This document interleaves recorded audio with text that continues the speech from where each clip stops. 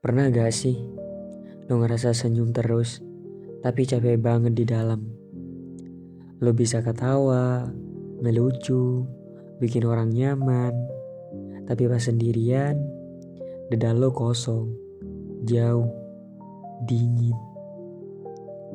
Lo ngerti gak rasanya kayak gimana? Kayak lo ada, tapi gak utuh. Gua sering ketawa, tapi hati gua gak pernah pulang. Kalau lo dengerin ini sekarang, mungkin kita lagi ngerasain hal yang sama. Orang lihat gue ceria, gampang ketawa, suka bercanda. Tapi mereka gak tahu, gue pakai semua itu buat nutupin sesuatu. Ketawa itu pelindung, supaya gak ditanya, lo kenapa? Karena gue capek jelasin, bahkan ke diri gue sendiri. Gue sering ngerasa kosong, tapi ironisnya, kepala gue penuh. Penuh overthinking, penuh ekspektasi, penuh suara yang gak berhenti ngejedak-jeduk diri gue. Dan lo tahu apa yang paling nyakitin? Gue gak bisa cerita ke siapapun, karena semua orang pikir gue baik-baik aja. Gue kangen rumah yang gak bisa gue gambarin. Bukan soal tempat, tapi rasa aman, rasa nyaman, rasa bisa jadi diri sendiri tanpa takut dinilai. Tapi sekarang, gue gak tahu harus pulang kemana.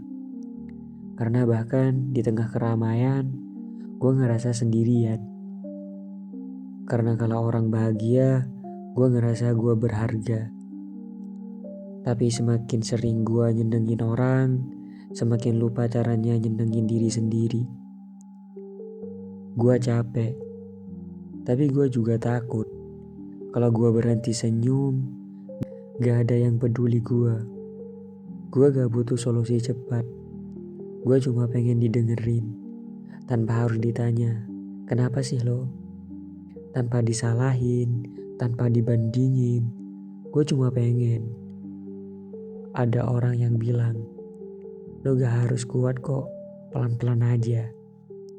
Kalau lo juga sering pura-pura bahagia, gue ngerti. Dan lo gak sendiri. Lo boleh lelah, lo boleh gak baik-baik aja. Tapi jangan hilang ya.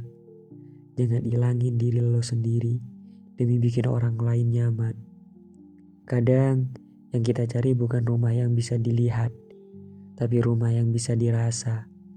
Dan mungkin pelan-pelan rumah itu bukan orang, tapi diri lo sendiri. Jadi kalau hati lo belum pulang, jangan buru-buru. Karena mungkin pulang itu bukan tentang tempat, tapi tentang lo yang lagi nyembuhin diri lo sendiri. See you.